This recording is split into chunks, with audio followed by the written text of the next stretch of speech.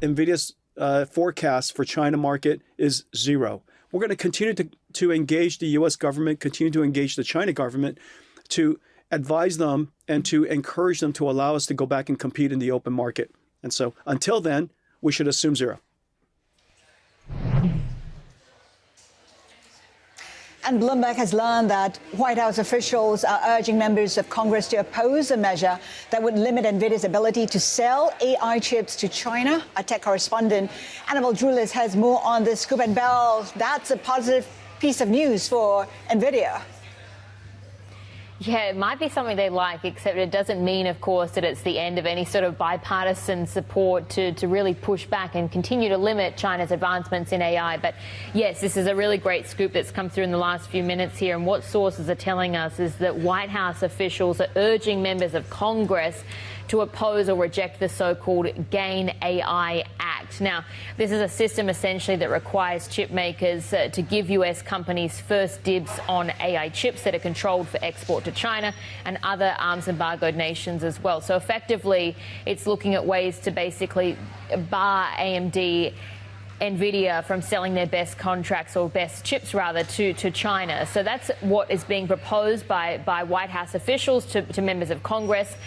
Again, as I said, yes, that does mean it's a victory for Nvidia. We know that Nvidia has publicly lobbied against this sort of legislation. Their key argument is essentially if you restrict China's advancements in AI, you only push it to become more competitive internally and to continue that focus on self-sufficiency.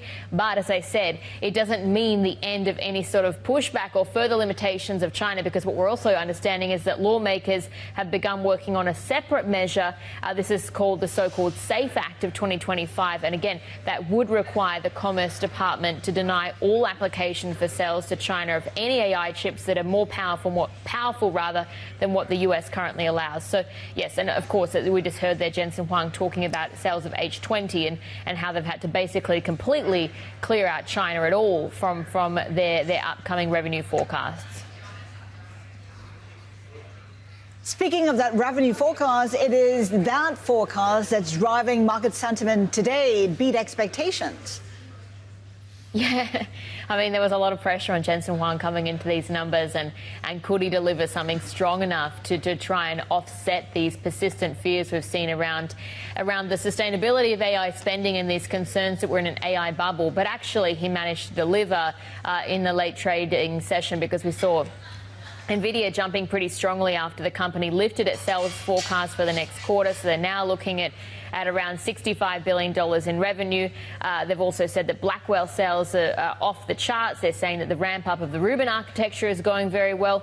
There was a weak spot probably, and that was in the margins, and they just missed on analyst expectations. And Jensen Huang also spoke about this, just the pressures in the supply chain, how supply chain component prices are increasing. We had reporting from Reuters, for instance, recently that Samsung was looking to raise a key memory chip price of the DDR5 by some 60% in November alone. So perhaps some of its biggest suppliers, a lot of them based here in Asia, TSMC, Honhai, Samsung, SK Hynix, there's a lot more. Biden, Advantest, Tokyo Electron. I mean, there's many, but maybe they're looking to take advantage of their pricing power as well.